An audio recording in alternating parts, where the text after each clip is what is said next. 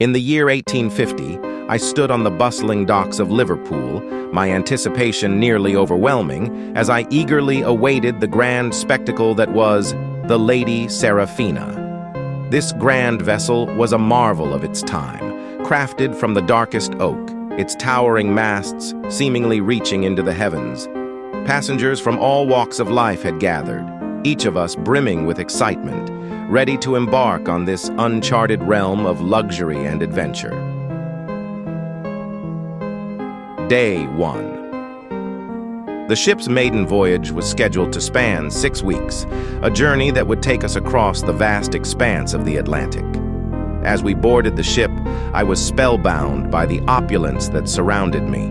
Ornate decor and spacious cabins hinted at the luxury that awaited.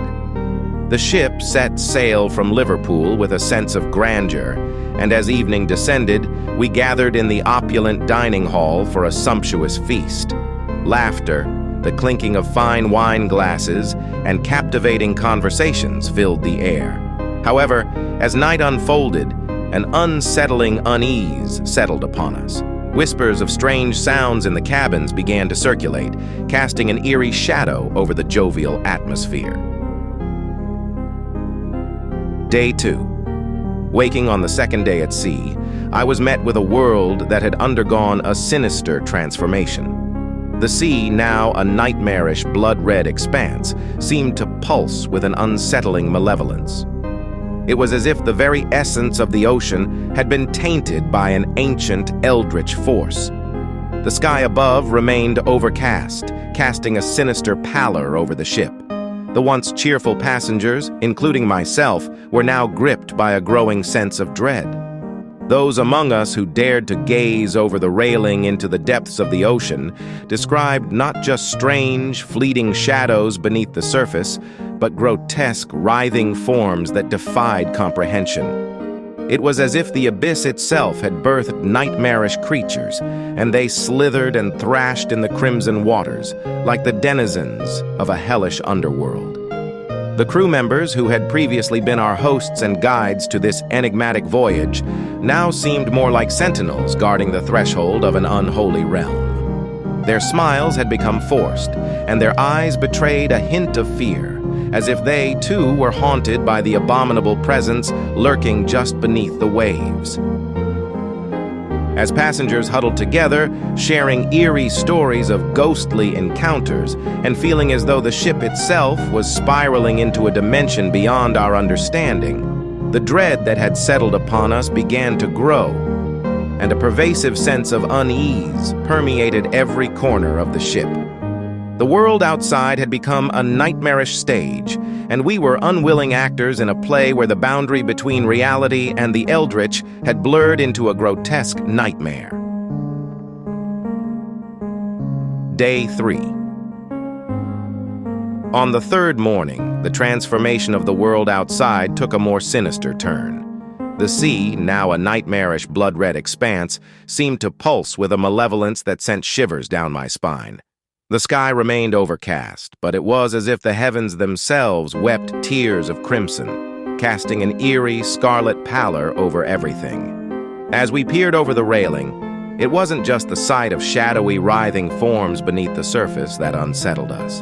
No, it was the unsettling rain that began to fall. It wasn't the usual raindrops we were accustomed to. It was a ghastly downpour of blood-red droplets. The sky seemed to bleed, and the rain carried an otherworldly quality that sent a chill through our bones. We scrambled for cover as the eerie red rain fell upon the ship, staining the deck and the sea with its ominous hue. The uneasiness among the passengers deepened, and I couldn't help but feel that we were no longer on a simple voyage, but sailing into the heart of a nightmare where even the elements conspired to torment us. Day 4. On the fourth day, the world outside had taken a turn for the bizarre. The eerie crimson glow of the sea had intensified, casting an unnatural light on the ship's deck. The sky was perpetually clouded, pulsing with malevolence, like the throbbing heart of an ancient, vengeful god. I couldn't help but notice unfamiliar constellations that seemed to warp and writhe in the night sky as if the very cosmos had become corrupted. As night descended, a new horror gripped us.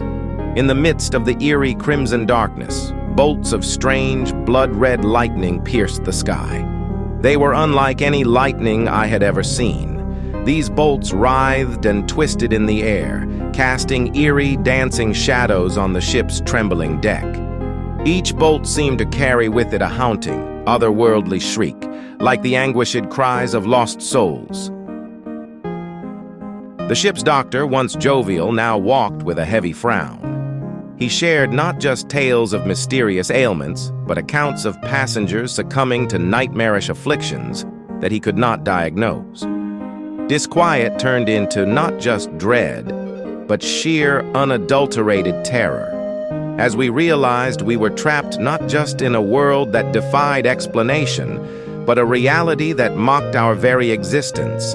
The malevolent force that had taken hold of the ship and the world outside seemed to delight in tormenting us, as if we were all players in a nightmarish theater of the absurd.